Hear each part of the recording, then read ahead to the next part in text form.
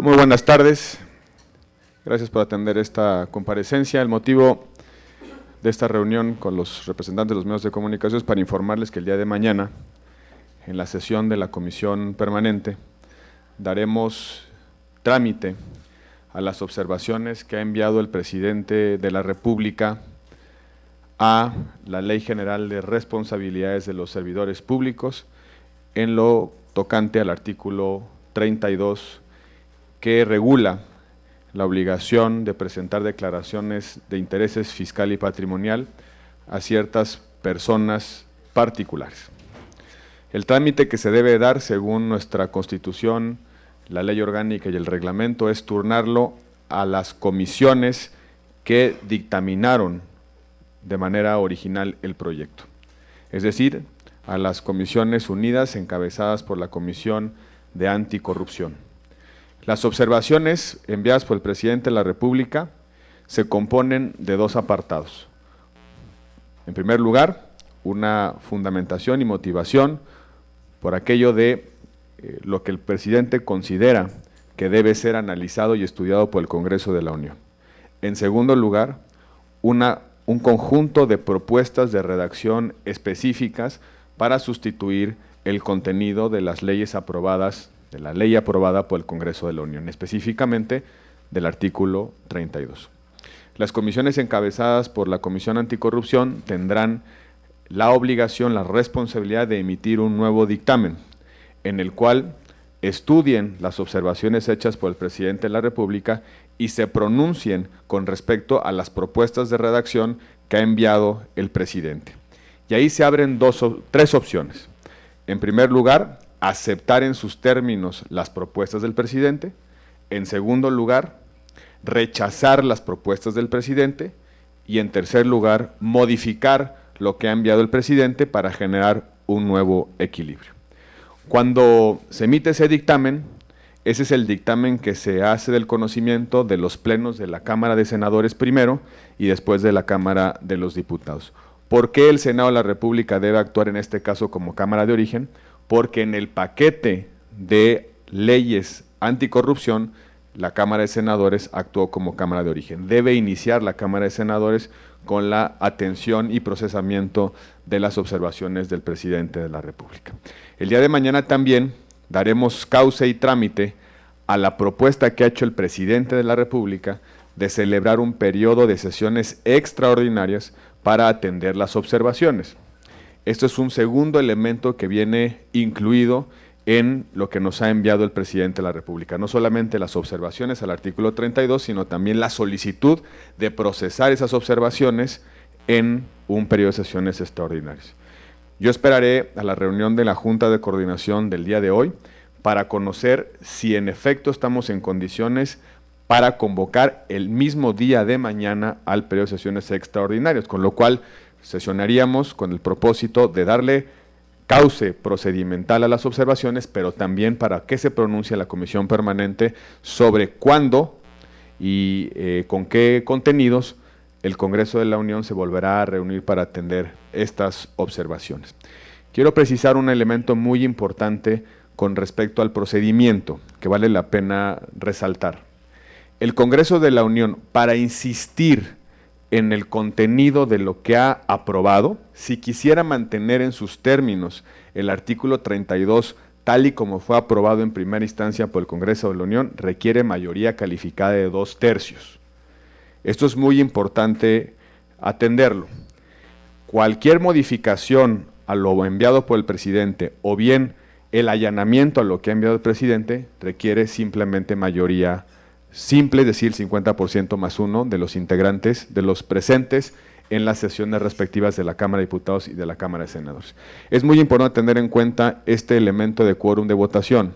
Solo en la medida en la que el Congreso quisiese insistir en los términos en los que fue aprobado originalmente el artículo 32, se requiere mayoría calificada. Para cualquier otro supuesto, allanarlos a lo que envió el Presidente o bien una nueva redacción, se requiere simplemente mayoría simple.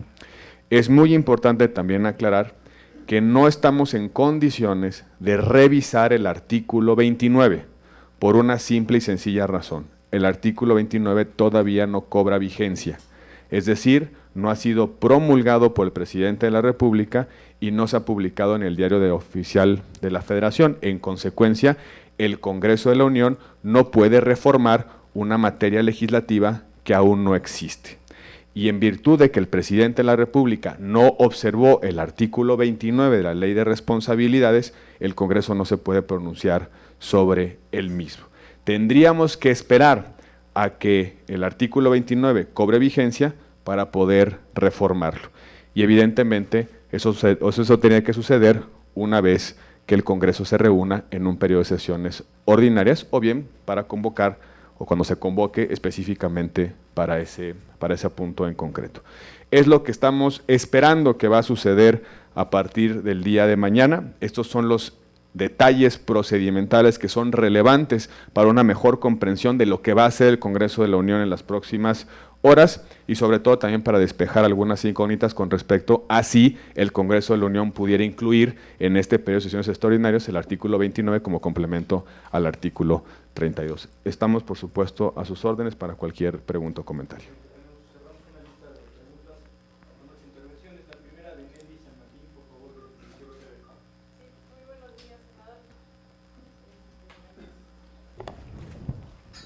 Pues preguntarle sobre este artículo 32, varios senadores han indicado que sí se tiene que revisar la redacción, sin embargo que de cualquier manera tendrían que estar incluidos los empresarios, sobre todo que celebran contratos con el gobierno, y si en esta ocasión no revisan el artículo 29, su opinión si tendría que revisarse posteriormente. Gracias.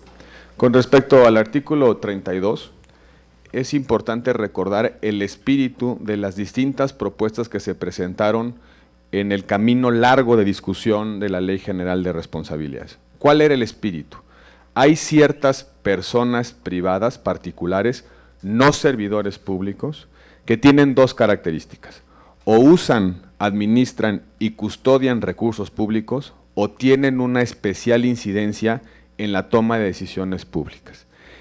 Personas que no son formalmente servidores públicos, pero que sí pueden determinar la aplicación de recursos públicos y también pueden influir de manera determinante en una decisión pública. La idea original de estas propuestas era ampliar el espectro de aplicación a esas personas en específico. La redacción que se aprobó vía una reserva en los últimos momentos de la discusión amplió, a juicio de varios sectores, amplió de manera un tanto inoperante el espectro de sujetos obligados hasta comprender a personas privadas que no tienen estas características o esta especial incidencia en la aplicación de recursos o en la toma de decisiones públicas. Y que en efecto existe la inquietud de que pudiera quedar comprendidos, por ejemplo, beneficiarios de programas sociales o bien algunas otras personas que reciben recursos públicos en una condición totalmente diferente a la de una determinación o una resolución sobre decisiones o bien sobre recursos. La propuesta es justamente la discusión que tenemos que dar a partir de las observaciones del presidente de la República, es si nos mantenemos en la lógica original, haciendo las adecuaciones, o bien si excluimos a todos los particulares por el solo hecho de ser particulares de la aplicación de este régimen de presentación de declaraciones patrimoniales de intereses o fiscales.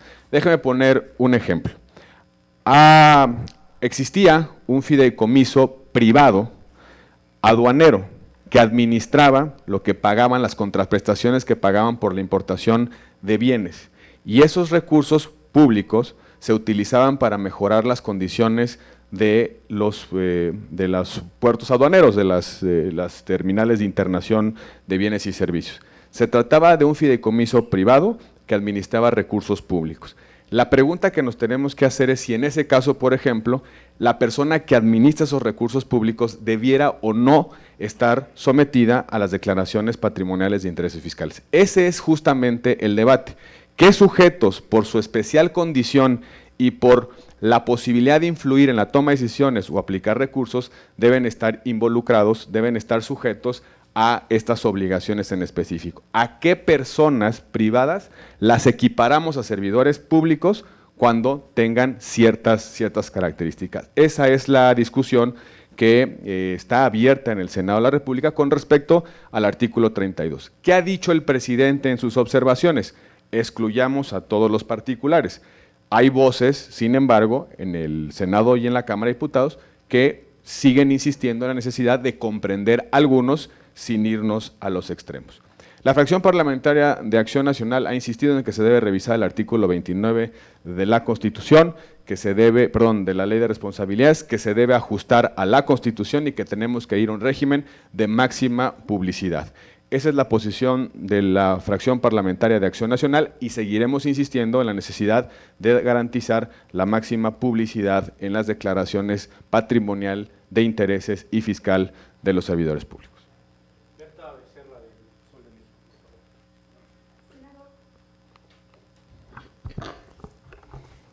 Sobre esto y después preguntas de otros temas. Sí. Bueno, perfecto, gracias. Entonces, ¿cómo es que se van a adecuar ustedes? O sea, ¿cómo va a ser el procedimiento, el análisis? Porque, o sea, usted ahorita ya lo explicó un poco más claro, porque no se sabía si se podía o no se podía modificar. Usted dice que sí se puede modificar, incluso mantenerse la actual redacción. ¿Cuáles serán los ajustes? Quitar a estas personas, o sea, no generalizarlo y hacer puntualizaciones de empresarios o personas físicas y morales que sí tengan relaciones mercantiles con el gobierno, con los 3 niveles de gobierno. Gracias. El presidente de la República participa en 2 momentos en la función legislativa, en el proceso legislativo. Participa al inicio, cuando presenta iniciativa, y participa al final, cuando hace las observaciones o el veto, que es el paso previo a la promulgación y publicación de una norma aprobada por el Congreso de la Unión. ¿Qué significa la facultad de observación o veto? Abrir una segunda reflexión al Congreso de la Unión para que corrija, modifique algo que fue aprobado previamente a partir de un conjunto de consideraciones que pueden ser constitucionales, de política pública, de eficiencia económica, de costo fiscal, etcétera, etcétera, etcétera. Lo que ha hecho el presidente es pedirle al Congreso de la Unión un nuevo razonamiento sobre el artículo 32. ¿Qué puede hacer el Congreso? 3 cosas, como ya decía: allanarse a la propuesta del presidente, insistir en lo que ha sido aprobado originalmente y que fue motivo de observaciones, o bien presentar una nueva redacción, unos nuevos contenidos, una suerte de tercera vía. ¿De qué dependerá esa tercera vía o el sentido de las modificaciones? De los acuerdos políticos que se den en el ámbito de la pluralidad del Senado de la República. ¿Dónde se construyen esos acuerdos políticos? En las comisiones dictaminadoras. ¿Cuáles? Las mismas que dictaminaron originalmente el paquete legislativo. ¿Cuál es la racionalidad de que regresen a las mismas comisiones? Pues darle continuidad a la reflexión política, de política pública, que motivó la aprobación original del Congreso. Por eso regresa a las mismas comisiones y por eso regresa a la misma Cámara que actuó como Cámara de origen. ¿De qué dependerá el contenido final? De los acuerdos políticos. ¿Cuándo sabremos en qué sentido van a avanzar esos acuerdos políticos? Cuando la Junta de Coordinación analice el tema el día de mañana a mediodía y cuando las comisiones dictaminadoras se reúnan para estudiar el documento que ha enviado el presidente y formular una posición que tenga los votos suficientes tanto en las comisiones dictaminadoras como eventualmente en el Pleno. De una de las preguntas, pues las de coyuntura, señor presidente. El desabasto en Oaxaca, Liconza y Diconza ya tienen problemas para abastecer sobre todo a las zonas más pobres de este país. ¿Qué debe de hacer el gobierno por un lado? Por el otro, el presidente ya dijo que allá en Canadá que la reforma educativa no se negocia. Entonces, ¿qué hacer? ¿Tendremos que hacer una reforma educativa posible de lo deseable? ¿Qué considera usted? Gracias, por favor. Gracias. Con respecto al primer tema, el desabasto en el estado de Oaxaca, no solamente el desabasto de bienes básicos que suministra el gobierno, sino también la actividad comercial está absolutamente desquiciada. Las empresas, los comercios están o bien cerrados o prácticamente están sin la posibilidad de celebrar ninguna interacción económica. La situación económica en el estado de Oaxaca se está agudizando todos los días y es necesaria no solamente una respuesta logística del gobierno de la República para que a los beneficiarios de programas sociales o bien la red de suministro de bienes básicos pueda funcionar adecuadamente, sino también tenemos que restablecer las condiciones económicas en el estado, y eso pasa necesariamente por la aplicación de la ley y por restablecer las condiciones de gobernabilidad en el estado de Oaxaca.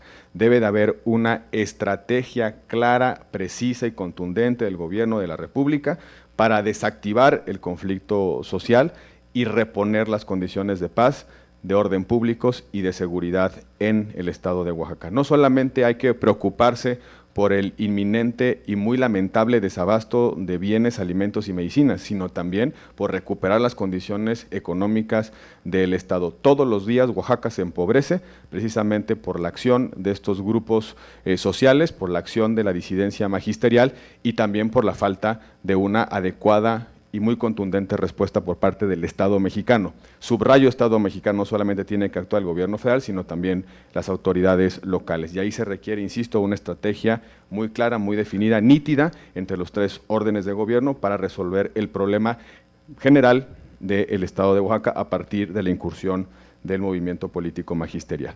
Con respecto a la reforma educativa, simplemente no se puede reformar, no se puede negociar la reforma educativa porque para eso se requeriría reformar la Constitución, y a menos que el gobierno de la República pretenda aceptar que puede violar la Constitución a través de una negociación política, simplemente está absolutamente descartado. Lo que nos debe preocupar también es algo que sí se puede hacer vía una negociación, que es exceptuar la aplicación de la reforma educativa al estado de Oaxaca, como ya ha sucedido en otros momentos. ¿Qué significaría exceptuar la aplicación de la reforma educativa? Que no se apliquen las evaluaciones, que no se apliquen los despidos, que se mantenga la suspensión de clases, que se sigan dando los recursos a discreción tanto al sindicato como a los profesores. Eso es un riesgo latente. No solamente echar atrás una reforma constitucional que no se ven condiciones políticas, por lo menos Acción Nacional se va a oponer a una contrarreforma constitucional. La preocupación de fondo es que vía decisiones administrativas, vía decisiones de facto, se exceptúe al estado de Oaxaca o al estado de Chiapas o al estado de Guerrero de la aplicación de la reforma educativa. Debemos ser muy insistentes, ni contrarreforma, ni tampoco excepción local a la aplicación de la reforma educativa. Aplicación de la ley, aplicación del nuevo modelo educativo, aplicación de los nuevos consensos constitucionales en cuanto a la educación, en todas sus aplicaciones y en todas sus dimensiones. Son lo que menos podemos esperar como sociedad. Y lo que nos están requiriendo nuestros niños y jóvenes es que cambiemos de manera profunda la educación en el país para que puedan tener un futuro mucho más próspero.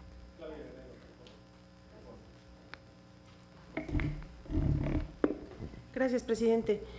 Yo quisiera preguntarle, el presidente de la Comisión Anticorrupción comentaba que por las nuevas condiciones en las que se discutiría el tema del artículo 32 existe la posibilidad de que se incluya una redacción que solamente vincule el Código Fiscal para que los empresarios presenten esta declaración, que ya en alguna parte de la Ley de Responsabilidades está el tema de la declaración de intereses y que lo que sí ve cuesta arriba es que se pueda incorporar el tema de la declaración patrimonial, porque se trata de los reportes o estados fiscales de las empresas. Yo quisiera conocer su opinión en específico sobre este tema, si usted coincide con esa visión.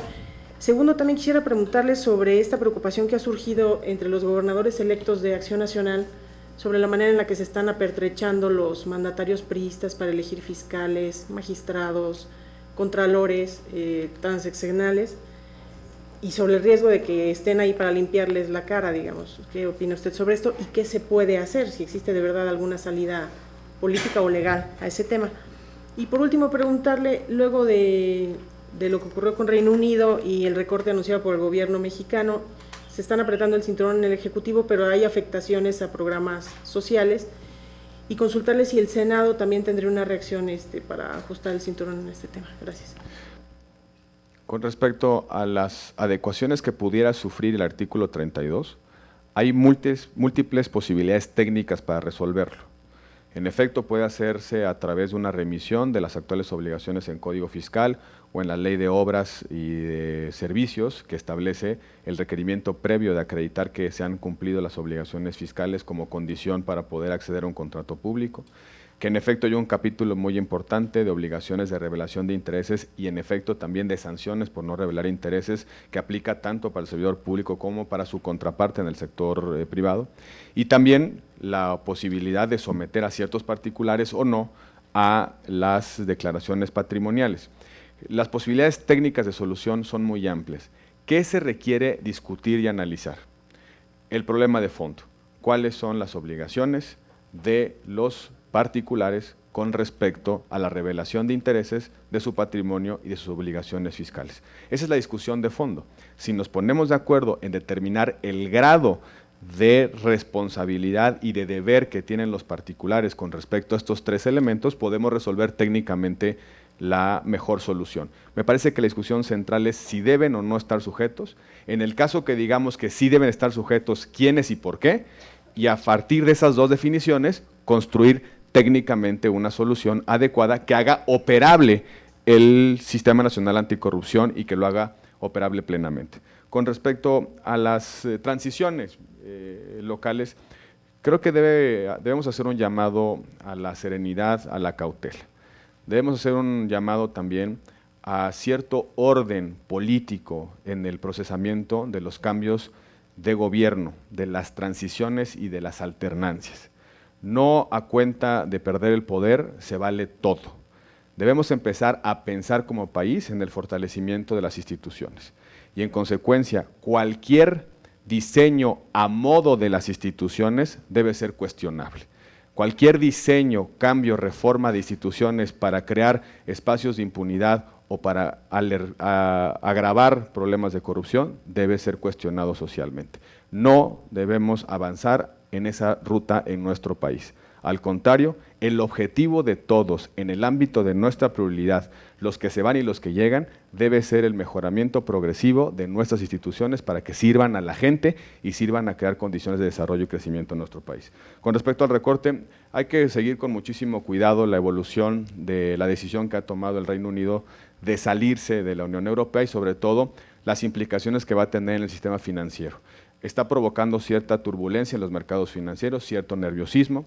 Buena parte de los mercados financieros se están relocalizando en mercados más seguros, específicamente en Estados Unidos. Eso está provocando la apreciación del dólar con respecto a otras monedas que nos está afectando evidentemente. México debe seguir con muchísima cautela y con muchísima responsabilidad de lo que está pasando en el mundo a partir de esta decisión. Tomar sus previsiones. Una de ellas, sin lugar a dudas, es el recorte de gasto.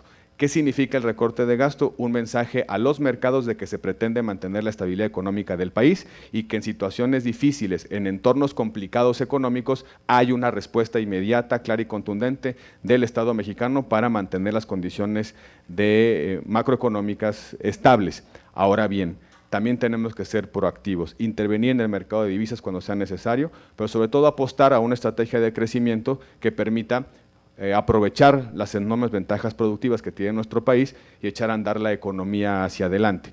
Tenemos que ser cautos pero muy responsables, que no empiece a generalizarse el nerviosismo con respecto a esta decisión, pero sí actuar con total responsabilidad y de manera muy oportuna.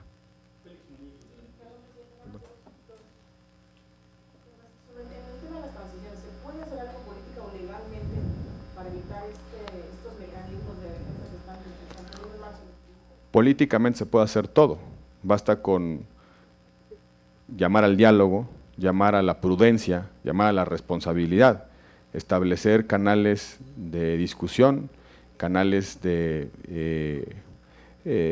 diálogo entre adversarios para tratar de solucionar estas tensiones. Legalmente existen distintas alternativas, básicamente las acciones de inconstitucionalidad, las controversias constitucionales, todas ellas dependerán de las condiciones en las cuales se realiza el tránsito de gobierno. Evidentemente, un gobernador en transición no puede interponer una controversia constitucional porque todavía no tiene la legitimidad para hacerlo, pero después sí se puede hacer. Más allá de los recursos jurídicos existentes, de las soluciones constitucionales, esto es un tema fundamentalmente político. Y el agandalle político tiene que resolverse con responsabilidad política. No debemos incursionar en lógicas de agandalle político. Lo que está en juego es la institucionalidad del Estado mexicano y lo que está en juego también es las condiciones de gobernabilidad en cada una de las entidades federativas. Hay estados de por sí complicados como para que a través de la agandalle se sigan complicando. Creo que todos tenemos una contribución. El sistema de partidos, nuestros gobernadores forman parte de un entramado institucional de organizaciones. Ahí hay una responsabilidad desde el sistema de partidos, pero también que las instituciones democráticas, incluido el Congreso de la Unión, hagan llamados muy contundentes y muy serios a este tipo de situaciones.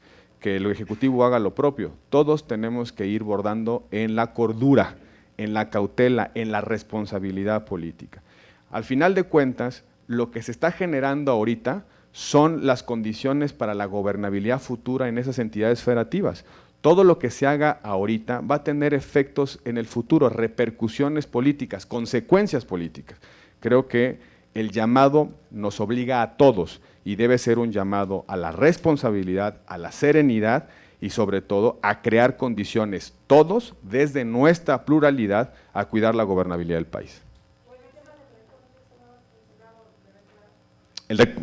Siempre estamos en el Senado pensando cómo eficientar los recursos y ahorita queremos hacer alguna mención sobre algún aspecto en concreto que se está discutiendo en algunos medios de comunicación. Vamos a revisar correctamente cuál es la evolución del gasto público. Nos preocupa que el anuncio que ha hecho el Gobierno de la República verse fundamentalmente en la inversión social, educación y salud, en un momento en el que México requiere una política social muy profunda, muy eficiente para poder generar oportunidades de desarrollo para nuestra sociedad. Preocupa la forma en la que se está aplicando este recorte. Sin embargo, se entiende también las circunstancias que vive el mundo, que viene un entorno internacional complejo en términos económicos y que México no puede quedarse rezagado, que tiene que reaccionar de manera inmediata, con mucha responsabilidad, para que este nerviosismo de los mercados financieros internacionales no termine por generar una afectación profunda en nuestro país. Gracias. Sí, senador, precisamente en el supuesto de que aquí le hicieran modificaciones a la redacción del artículo 32, lo pasan a la Cámara, se lo llevan al presidente, ¿el presidente podría quedar inconforme con eso y volverlo a regresar? Esa sería una pregunta. Otro tema más. Nunca se ha dado observaciones a las observaciones y me temo que no se podría. Desde una reacción estrictamente constitucional, creo que no habría posibilidad de observar lo observado. En consecuencia, creo que el proceso legislativo concluye con una definición del Congreso atendiendo las observaciones. Quizá lo que le quedaría al presidente de la República como saldo de una interacción de este tipo es promover alguna acción de inconstitucionalidad si estima que la norma aprobada es contra la Constitución o una controversia constitucional si estima que se está vulnerando alguna atribución que le es propia. Pero no encuentro razones constitucionales para abrir un escenario en el cual pueda observar lo observado. Y la otra sería, ¿es el único tema que van a tratar en el extraordinario? Porque hay gente que quiere meter otras cosas. Y la otra asunto es, ¿alguna fecha probable para el extraordinario? Ambas cosas las vamos a conocer a partir de los acuerdos políticos que se eleve la Junta de Coordinación. No son acuerdos procedimentales, no es una definición del presidente en la mesa, es una definición de la pluralidad del Congreso de la Unión, de los grupos parlamentarios, tanto qué se incluye en la convocatoria como cuándo se realizan las sesiones extraordinarias. Mañana a la 1:30 tendremos mayor claridad sobre cuándo y qué sería motivo de discusión en unas sesiones extraordinarias. Pudiera ser el único tema o pudiera incluirse algún otro, va a depender del clima de acuerdos que se construyan en las próximas horas en el Congreso de la Unión.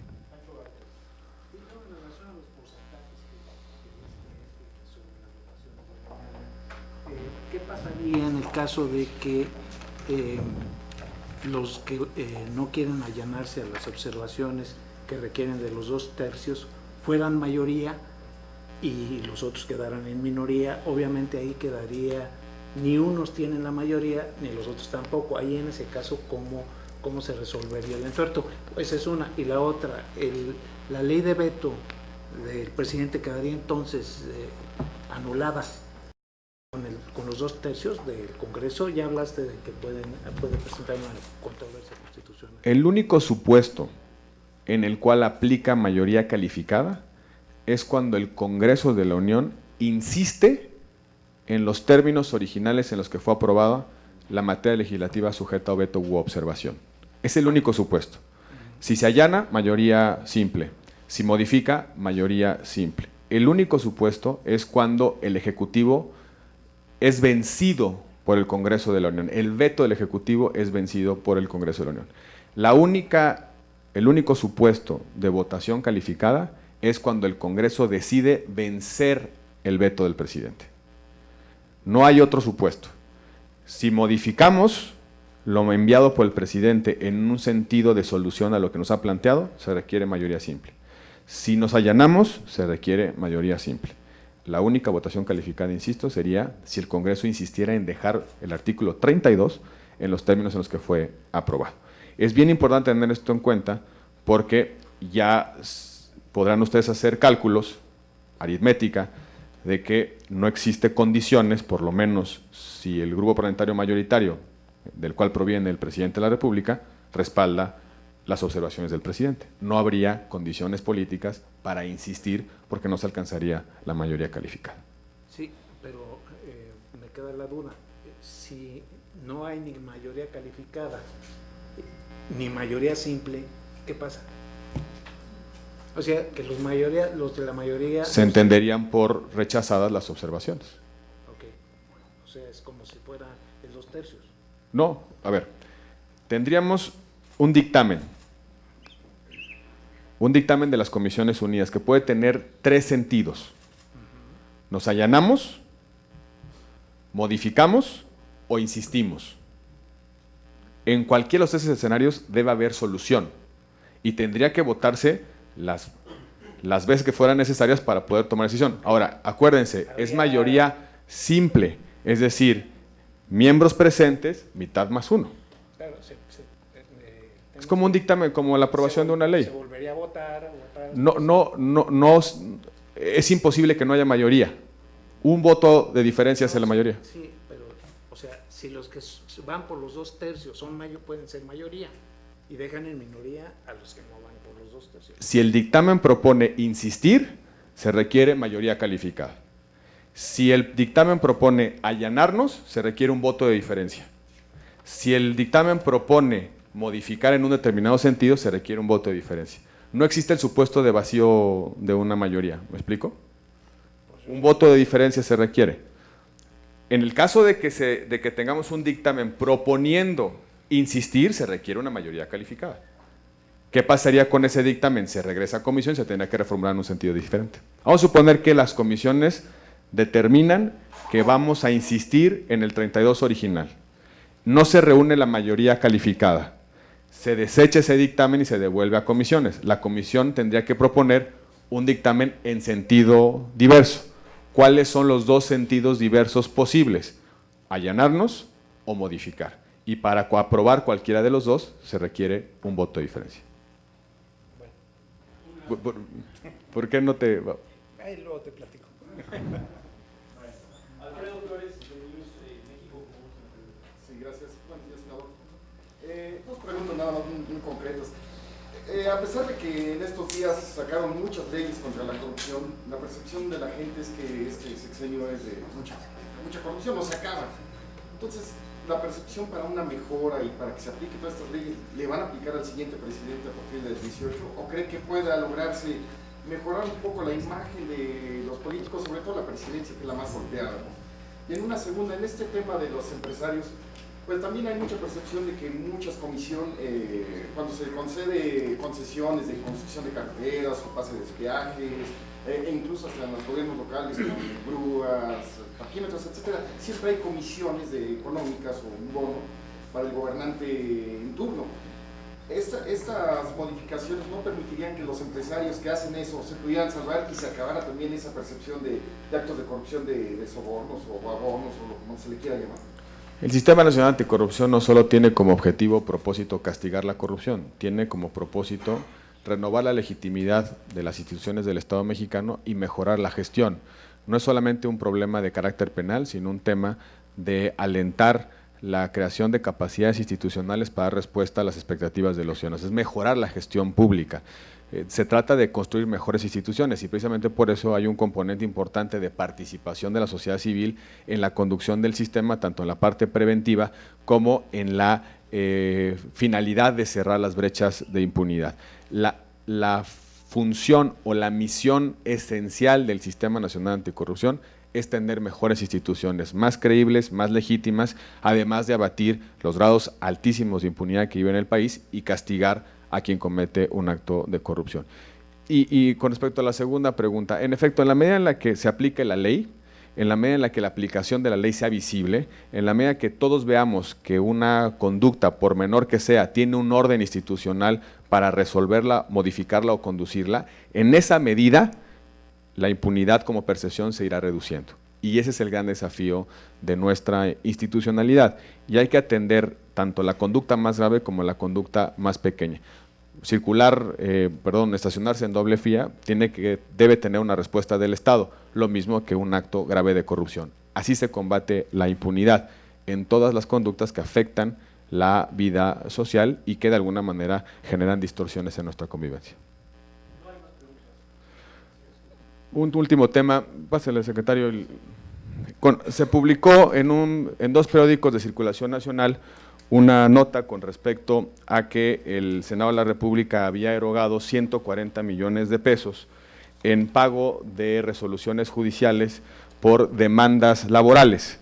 Se hace esta afirmación a partir de los estados financieros que publica la Cámara de Senadores y que son parte de nuestras obligaciones. Me parece muy importante explicar de dónde surge esta información. La Ley General de Contabilidad Gubernamental obliga al Senado de la República a publicar los pasivos contingentes, obligaciones que eventualmente pueden hacerse cumplibles para el Senado de la República, pero que dependen de un hecho incierto, de un hecho de realización incierta. No son obligaciones exigibles de manera inmediata, pueden ser obligaciones exigibles si pasa una serie de cosas. En el caso de las demandas judiciales, dependería su exigibilidad de una resolución que así no los impusiera. La ley nos obliga a informar sobre los pasivos contingentes. Se trata de un registro contable que se realiza en un asiento que se llama cuentas de orden o memorandas. Las cuentas de orden no son saldos ni pagos. Las cuentas de orden son registros que le permiten a una determinada, a un ente económico tomar nota de ciertas cuestiones administrativas precisamente para llevar un mejor registro en sus libros. En cumplimiento de la ley, el Senado de la República publicó el año pasado en cuentas de orden denominadas demandas judiciales en proceso de resolución el monto de la sumatoria de las pretensiones litigiosas de aquellas personas que demandan al Senado. Fueron en el año pasado 68.5 millones de pesos, todo lo que nos está exigiendo quien demanda al Senado, y este año fueron 71.4. No son saldos insolutos que se suman, es la forma en la que evoluciona la cuenta de orden. Cerramos 2015 con 68.5 millones, vamos en el 2016 con 71.4. Se registran única y exclusivamente para efectos informativos, única y exclusivamente para control contable, no significa ni que el Senado los deba y mucho menos que el Senado los haya pagado. ¿Cuántos laudos hemos pagado o resoluciones judiciales laborales hemos pagado desde octubre de 2015 a la fecha? Solo dos. Un laudo por 444,000 pesos de un proceso judicial que inició en 2011 y que terminó en 2016, 5 años después, y el segundo por 13,349 pesos, que si no mal entiendo, se debe a un problema de contabilidad de vacaciones. Es decir, que desde octubre de 2015 a la fecha, solo hemos pagado 457,000 pesos por… Cambió la cifra a 277. Perdón, a 277,000 pesos. El laudo era de 477, menos deducciones de ley. 277,000. Es decir, ese laudo fue de 277,000 pesos más el segundo de 13,000. 349, con lo cual estamos más o menos en 290,000 pesos de lo que ha pagado el Senado de la República como consecuencia de una resolución judicial. No son los 140 millones de pesos, es simplemente un registro contable. Es muy importante insistir en los términos de la conversación entre nosotros con respecto a información que se va a ir publicitando y transparentando como resultado de la aplicación de las nuevas leyes de transparencia. Estamos aplicando en todas sus dimensiones el nuevo régimen de transparencia en nuestro país y empieza a haber información con respecto a la entraña administrativa, contable, presupuestal. Hemos dado instrucciones al área de comunicación social y al área de servicios administrativos que cualquier comentario, observación, pregunta que tengan sobre esta información lo hagan con toda confianza, precisamente para evitar este tipo de confusiones, para evitar este tipo de imprecisiones que no solamente resultan falsas, sino que también en buena medida pueden llevar a la gente que lee esas notas, que revisa esa información, a conclusiones que no se apegan a la verdad.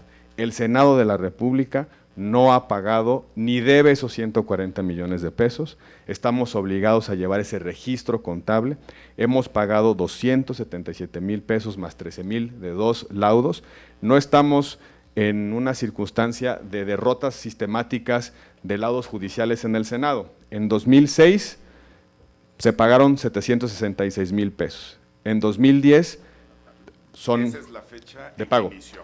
La fecha de pago es 2013. ¿Cuántos en total? 2.300.000. De 2013 a 2016 se han pagado 2.312.000 pesos, que corresponden a 7 juicios, iniciados el más antiguo en 2006. Es un dato, una corrección que nos parece importante y sobre todo subrayar que la información la tenemos que reflejar en estados financieros precisamente porque el artículo 46, fracción primera, inciso F, nos obliga a informar de los pasivos contingentes. Sí, por supuesto, con mucho gusto. Sí.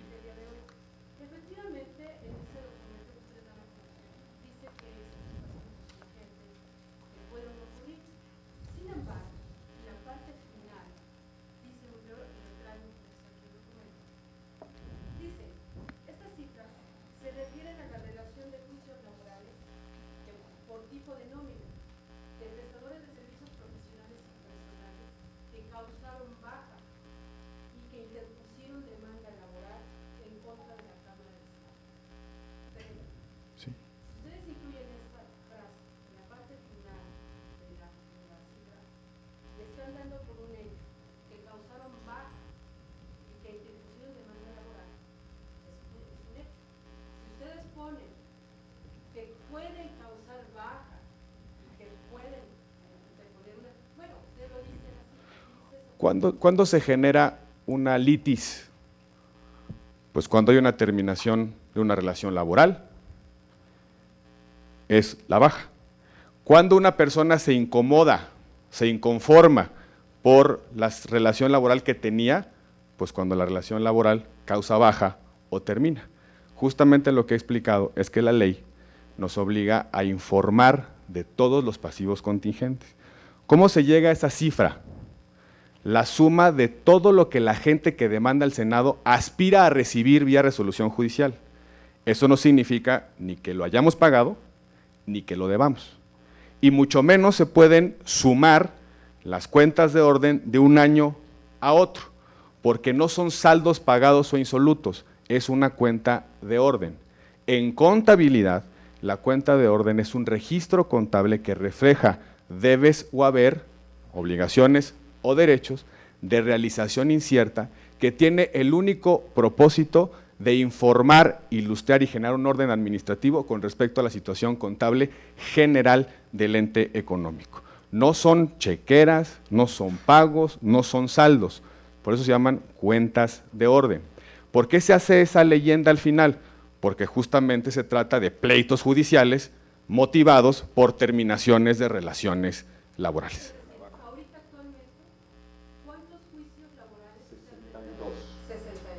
El caso es, perdón, señor. Sí, adelante. El año pasado tuvimos 58.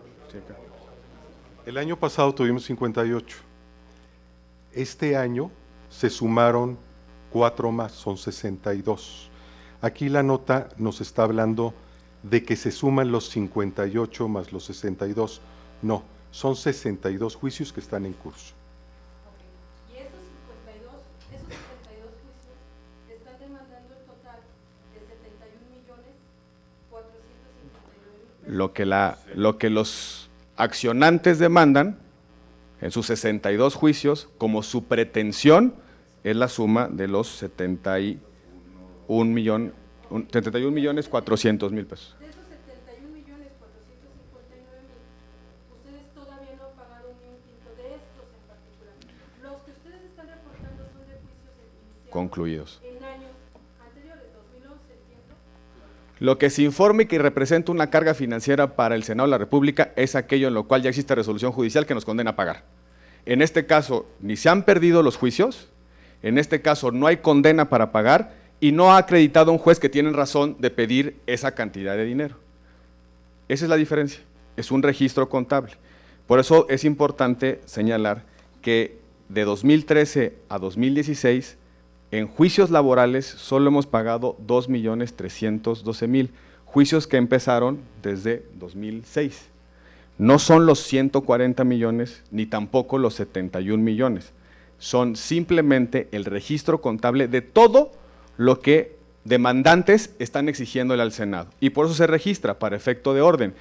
Es una fotografía de las contingencias que puede tener el Senado, que no necesariamente significan ni que el Senado vaya a perder los juicios, ni que tampoco el juez le vaya a dar la razón en los términos en los que fue formulada la pretensión por parte de que concluyó su relación laboral con el Senado. Ahora, senador, de estos trabajadores, de estas demandas que están presentando, 62 que se están presentando, yo veo de manera muy particular que se sumaron personal de mando que fue despedido, que concluyó una demanda. Y ellos están pretendiendo 21.045.000. ¿Cuántas personas de personal de mando son los que están demandando esta?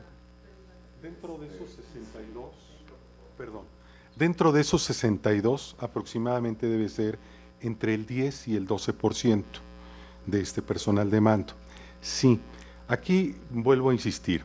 Una cosa es, yo pido la renuncia, se le da su liquidación correspondiente, pero posiblemente no esté conforme con su liquidación total. Entonces demanda al Senado por X número de cantidades. Sin embargo, la resolución no va a ser en contra del Senado, porque nosotros cumplimos en derecho con lo que nos obliga la ley. Por eso no se pierden los juicios, porque cumplimos con lo que marca la ley. Y algo importante también en ese aspecto es el hecho de que en la nota periodística también se dice no solamente de gente de confianza, sino también hasta trabajadores de base en la nota periodística.